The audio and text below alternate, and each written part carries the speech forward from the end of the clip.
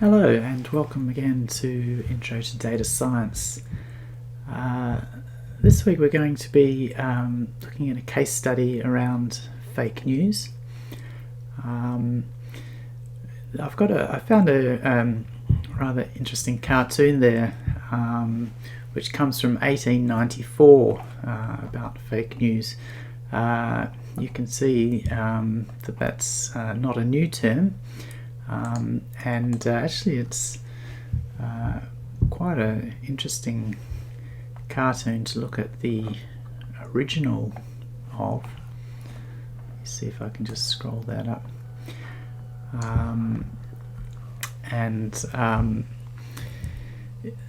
If you takes a bit of reading, you've got the link there if you want to look at it in detail. But it shows that in some ways not a lot has changed in today's days of clickbait and sensationalization and newspaper profits and demands than 100 years ago. So back to today, we will be talking about fake news, but we're going to be talking about it in the context of a very serious topic, which is around the pandemic and the impact of the pandemic. That is a topic which needs to be considered with some sensitivity.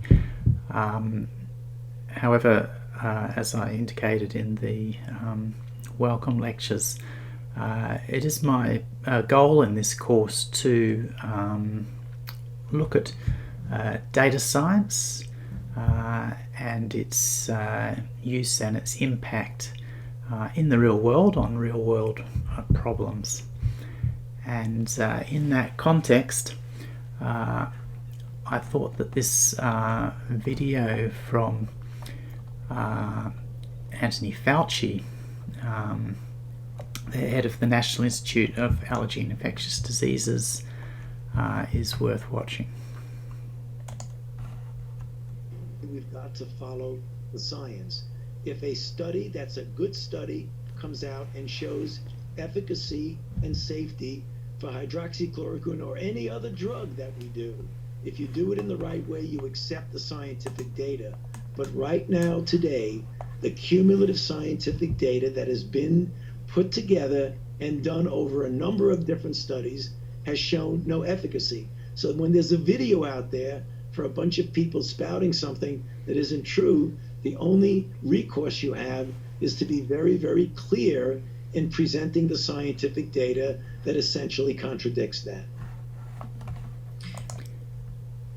Okay, so that's what we're going to be talking about in this case study, in this series of videos, is being very, very clear about what it is that is being talked about and being reported, taking that back to the data and checking out its veracity. So to start with the case study, I thought we'd look at a particular case of an interview that has happened quite recently, within the last week or so, between Chris Wallace of Fox News and the President of the United States, Donald Trump. That interview has been on the airways quite a lot, so there's a good chance you will have seen it. We're just going to watch the first 3 minutes or so of that interview.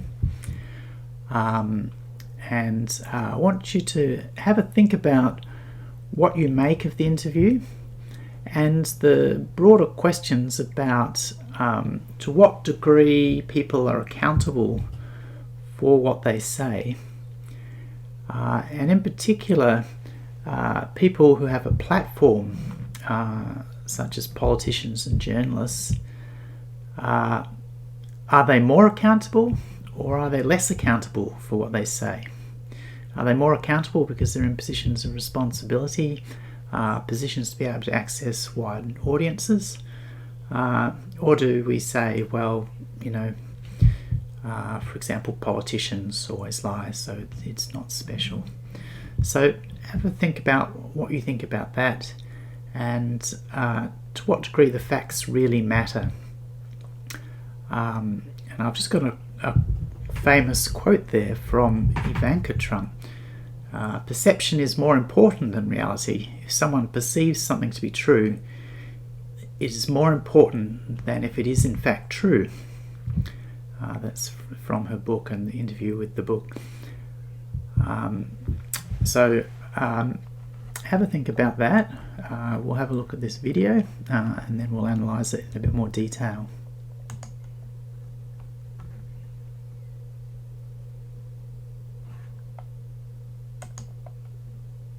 And hello again from Fox News in Washington. Today from the White House. We're on the president's patio just outside the Oval Office. President Trump, you've agreed to answer all manner of questions, no subject off limits. Thank you, and welcome back to Fox News Sunday. Thank you very much.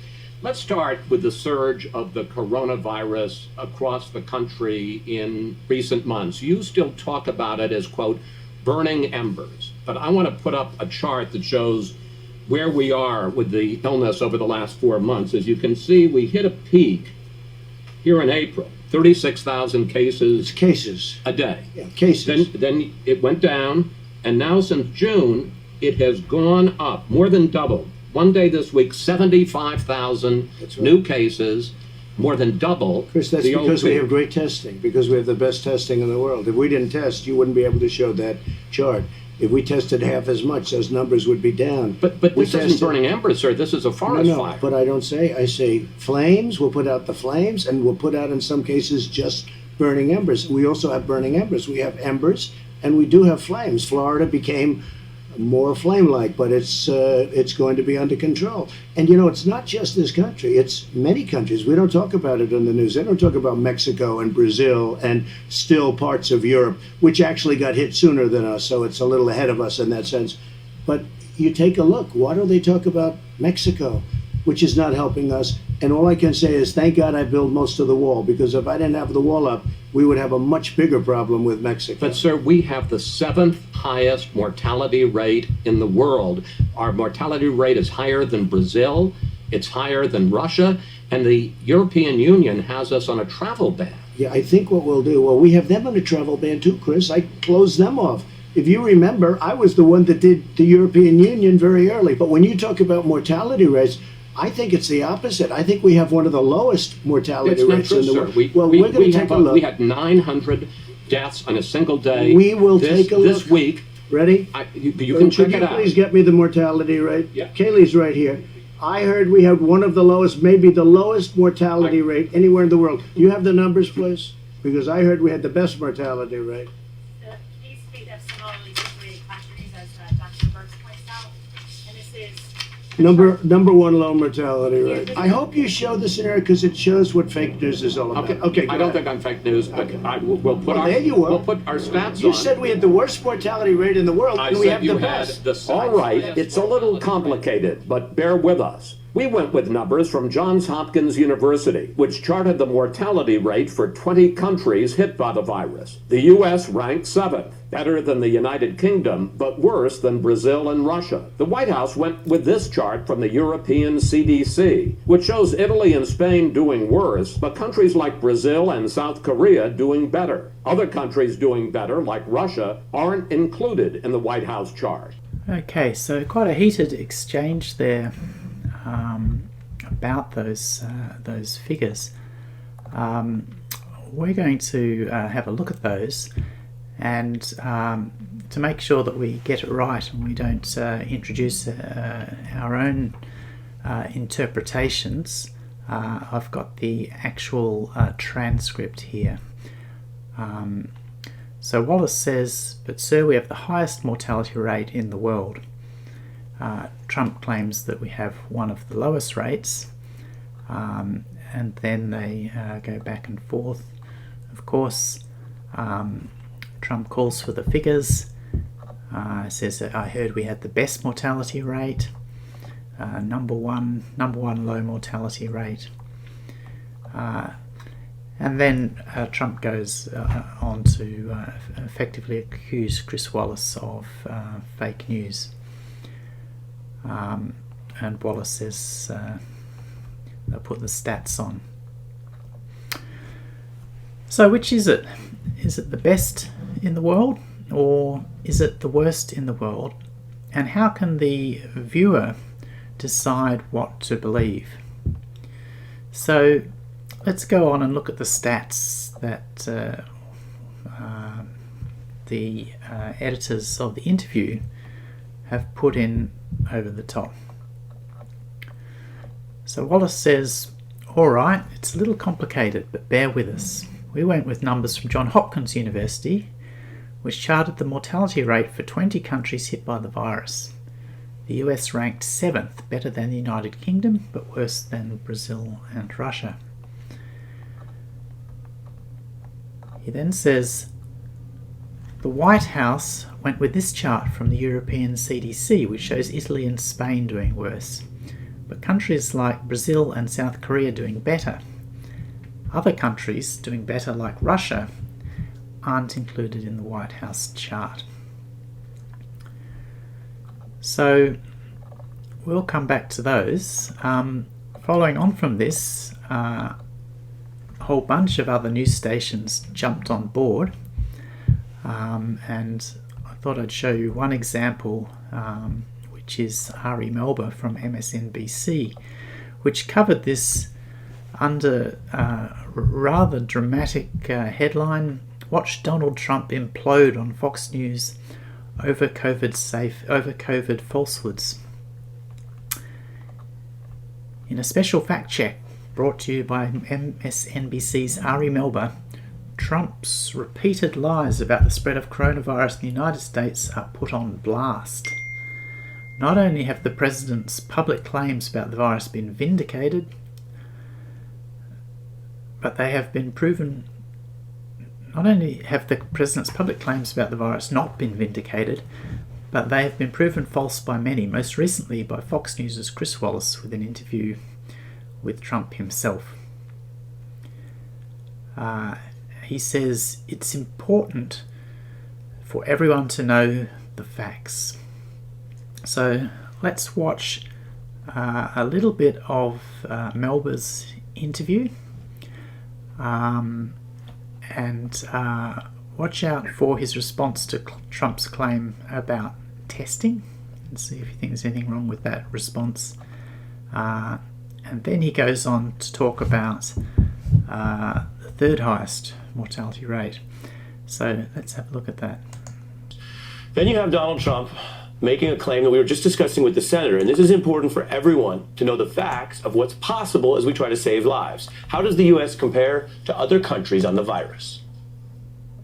We are the envy of the world, they call, and they say the most incredible job anybody's done is our job on testing.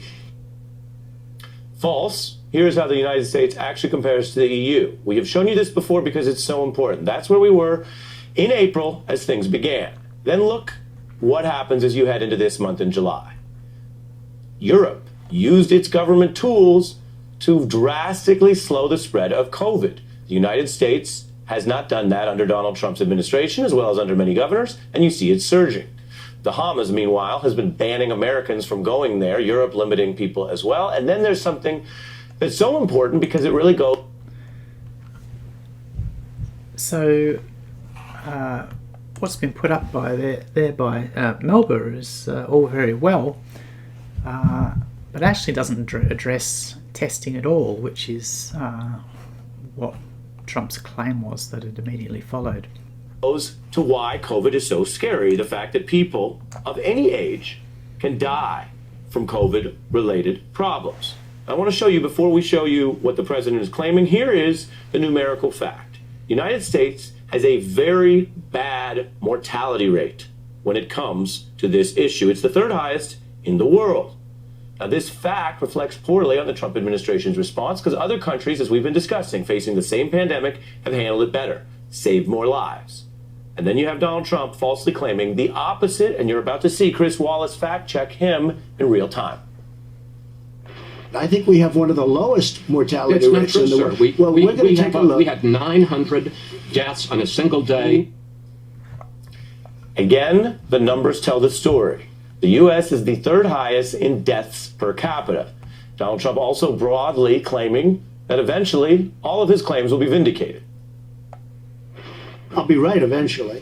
I will be right eventually. Yeah. Okay, so Melba says very deliberately and clearly, a couple of times I think, that America's mortality rate is the third highest in the world. He reinforces this by calling this not just a fact, which is a word that he uses repeatedly, but a numerical fact, which presumably is a fact that includes numbers. And this is backed up by this chart.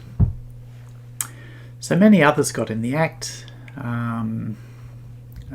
particularly other late night hosts. So what I want to do now, we've got quite a lot of information about this particular case. So we've got the charts that according to Vox that the president used, the chart that Wallace used. We've seen the chart that Melba's used, so it's time for a little bit of detective work. So we're going to break the video here and give you some time to do some research of your own.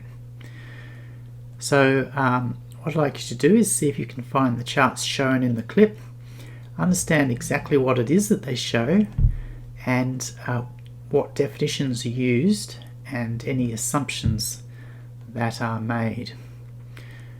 So as you're doing that, you might like to think about the following questions. Is Wallace correct? Is Trump correct? And is Melba correct? What does it mean to say that a country has the highest or the lowest mortality rate in the world? Is that a well-defined concept, or is that open to definition, or more than one definition? How reliable are the mortality rate figures? What are the key independent variables that determine the mortality rates? And there are at least 4 really key ones.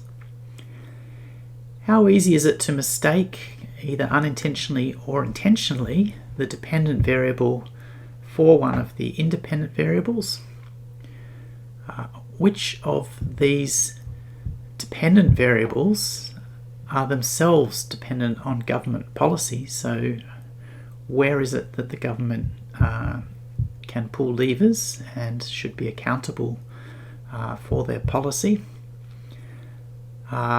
And finally, is Wallace propagating fake news, and is Melba propagating fake news? Okay, so I'll leave you to do some detective work of your own.